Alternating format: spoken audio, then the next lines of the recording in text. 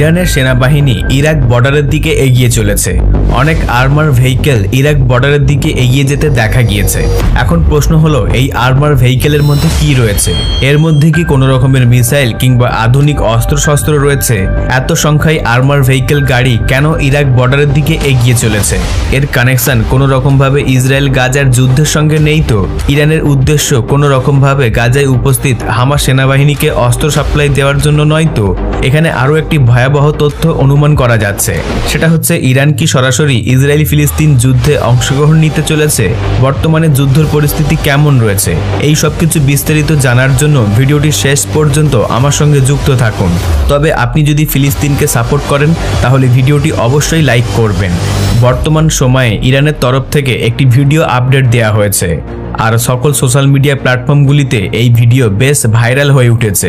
এই ভিডিওর মধ্যে দেখা যায় অনেক আর্মার ভেহিকেল গাড়ি ইরাক বর্ডারের দিকে এগিয়ে যাচ্ছে। এই ভিডিও ক্লিপটি বর্তমান সময়ে ফিলিস্তিনি যোদ্ধা হামাস এবং ইসরায়েল যুদ্ধে আরও একটি নতুন মোড় নিয়ে এসেছে। অনেক এক্সপার্টদের মতামত অনুসারে হয়তো ইরান কোনো রকমভাবে এই যুদ্ধে অংশগ্রহণ নিতে চলেছে।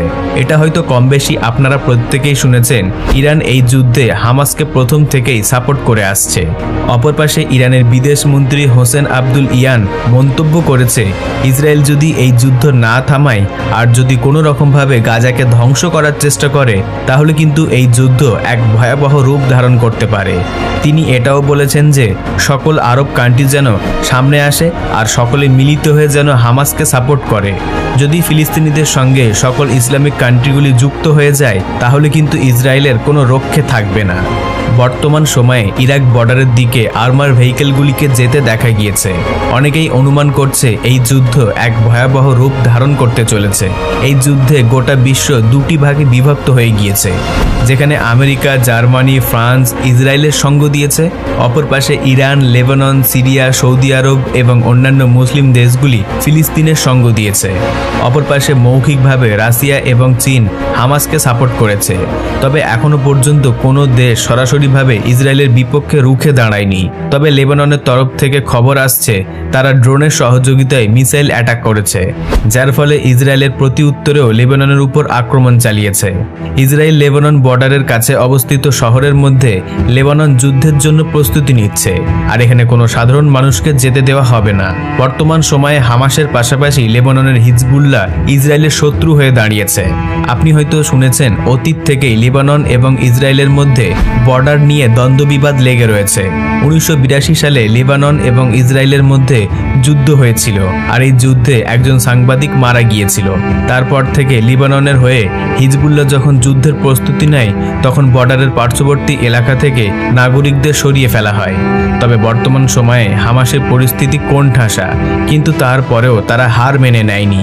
ইসরায়েলের এতটা ভয়ঙ্কর আক্রমণের পরেও হামাসের শক্তি কোনো অংশে কম হয়নি। ইসরায়েলের প্রত্যেকটি আক্রমণের হামাস যথাসাধ্য মতো উত্তর দিয়ে যাচ্ছে। এই যুদ্ধের সময় হামাস মন্তব্য করেছে, আমাদের সামনে যতই বিপদ আসুক না কেন আমরা কোনো রকমভাবে পিছনে সরে যাব না। স্বাধীনতার এই যুদ্ধ আমরা ক্রমশ চালিয়ে যাব। আমরা একটি ফিলিস্তিনি রাষ্ট্র চাই। অপর পাশে ইসরায়েলি আর্মিরা গাজাকে খালি করার নির্দেশ দিয়েছে। 24 ঘন্টা পেরিয়ে যাওয়ার পর এখনো পর্যন্ত ইসরায়েল সেনারা গাজাতে গ্রাউন্ড আল্টিমেট অর্থাৎ স্থল অভিযান ঠিকমতো শুরু করতে পারেনি। ইসরায়েলি সেনারা গাজা থেকে স্থানীয় মানুষকে বেরিয়ে যাওয়ার দুটি পথ দেখিয়েছিল, আর প্রত্যেকটি মানুষকে গাজা ছেড়ে যাওয়ার নির্দেশ দিয়েছিল। অপর পাশে ইসরায়েলি আর্মিরা গাজার মধ্যে হেলিকপ্টার থেকে কাগজ ফেলে, আর এই কাগজের মধ্যে গাজা ছেড়ে চলে যাওয়ার সতর্কবার্তা লেখা ছিল। ফিলিস্তিনিদের হয়ে হামাস বক্তব্য রেখেছে, কোনো ফিলিস্তিনি নাগরিক গাজা ছেড়ে যাবে না। আর বর্তমান সময়ে এমন কিছু ফিলিস্তিনি আছে যারা নিজেদের ঘর ছেড়ে যেতে রাজি নয়। তারা মন্তব্য করেছে তারা এখানে থেকে মৃত্যুবরণ করতে রাজি আছে, কিন্তু নিজের মাতৃভূমি গাজা ছেড়ে কখনোই যাবে না। আর হামাসের আধিকারিকরা সাধারণ নাগরিককে গাজা ছেড়ে যেতে বারণ করেছে, কারণ আজ যদি ফিলিস্তিনিরা ভয় পেয়ে চলে যায় তাহলে তারা আর কখনো স্বাধীন রাষ্ট্র হিসাবে ফিলিস্তিনকে ফিরে পাবে না। চিরকাল ইসরায়েলের হয়ে গোলামি করতে হবে। প্রকৃতপক্ষে গাজা হলো একটি ঘনবসতিপূর্ণ এলাকা, আর ইসরায়েলের আর্মিরা যদি এখানে স্থল অভিযান চালায় তাহলে তাদেরকে অনেক সমস্যার সম্মুখীন হতে হবে, কারণ ফিলিস্তিনিদের ইসরায়েলিদের স্বাধীনতা সংগ্রামী আর্মিদেরকে টার্গেট করার জন্য তারা সাধারণ নাগরিককে এখান থেকে সরানোর চেষ্টা করছে। তাই হামাসকে সুরক্ষিত রাখার জন্য ফিলিস্তিনবাসীকে সিল্ড হয়ে কাজ করতে হবে। অপর পাশে হামাস প্রতিনিয়ত ইসরায়েলের আক্রমণের জবাব দিয়ে যাচ্ছে। হামাসের শক্তি অল্প মাত্রায় কমে গেলেও তাদেরকে পুরোপুরিভাবে শেষ করাটা কখনোই সম্ভব নয়। হামাসের প্রত্যেকটি আর্মিকে বছরের পর বছর ট্রেনিং দিয়ে তৈরি করা হয়েছে। বলা হয়ে থাকে হামাসের সাহায্যকারী ইরাকের পাশাপাশি অন্যান্য ছোট বড় আরব দেশ। হামাসের এই যোদ্ধারা অনেকটা সময় ধরে গাজায় উপস্থিত থেকে তাদের সেনাকে বাড়িয়ে তুলেছে আর শক্তিশালী করেছে। অপর পাশে লেবাননের হিজবুল্লাহ সংগঠন তাদেরকে উপযুক্ত ট্রেনিং দিয়েছে, যে কারণে বর্তমান সময়ে হামাসের কাছে একটি শক্তিশালী আর্মি পাওয়ার রয়েছে, যার সহযোগিতায় সে ইরাককে টক্কর দিয়েছে। 2008 সালে যখন হামাস এবং ইসরায়েলের মধ্যে যুদ্ধ হয়েছিল তখন তাদের মিসাইলের রেঞ্জ ছিল 40 কিলোমিটার, 2021 সালে 100 কিলোমিটার এবং 2023 সালে দেখা গিয়েছে তাদের মিসাইলের রেঞ্জ 200 কিলোমিটার ছাড়িয়ে গিয়েছে। বর্তমান সময়ে হামাসের এই যোদ্ধাদের ইসরায়েলে বসবাসকারী ফিলিস্তিনিদের মধ্যে খুঁজে বের করাটা খুবই কঠিন কাজ। হামাসের প্রত্যেকটি সেনা সদস্য সাধারণ ফিলিস্তিনিদের মধ্যে খুব সহজেই মিশে যেতে পারে। যদিও বা হামাস একটি ছোট আর্মি গ্রুপ, কিন্তু তারপরেও তাদের কাছে সাইবার ট্রেনিং থেকে শুরু করে সব রকমের সুযোগ সুবিধা উপলব্ধি রয়েছে।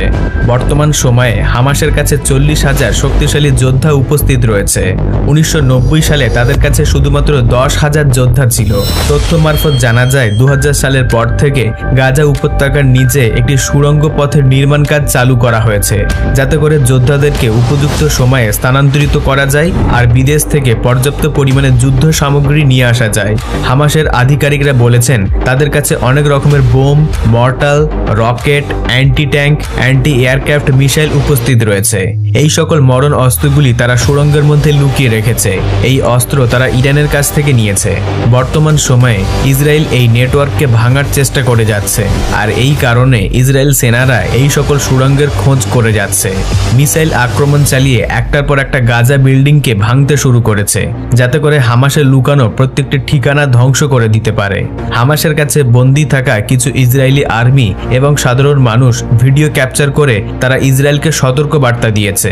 বর্তমান সময়ে ভৌগোলিক এবং রাজনৈতিক কারণে সবার প্রথমে যুদ্ধে জড়ানোর সম্ভাবনা লেবানন ও সিরিয়ার। এরই মাঝে লেবাননের হিজবুল্লাহ ও সিরিয়ার প্রেসিডেন্ট বৈঠক করেছেন।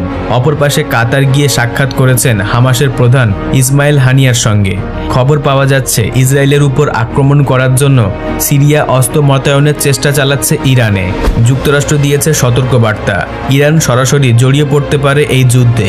ইহুদিদের এই নৃশংস অত্যাচার দেখে অলমোস্ট প্রত্যেকটি দেশে ফিলিস্তিনিদের পক্ষে পথযাত্রা এবং আন্দোলন শুরু হয়েছে। অবরুদ্ধ গাজায় ইসরায়েলিদের এই যুদ্ধ প্রক্রিয়াকে অমানবিক বলে ঘোষণা করেছে ইরান। নৃশংসভাবে হত্যাকারী এই আক্রমণ বন্ধ না করলে ইসরায়েলকে ভূমিকম্পের মধ্যে পড়তে হবে ঘোষণা করেছে তেহরান। ভিডিওটি তথ্যপূর্ণ মনে হলে অবশ্যই লাইক করবেন। নিচে কমেন্টে আপনাদের মূল্যবান মতামতটি আমাকে জানাতে ভুলবেন না। ভিডিওটি সকলের সঙ্গে শেয়ার করে দেবেন।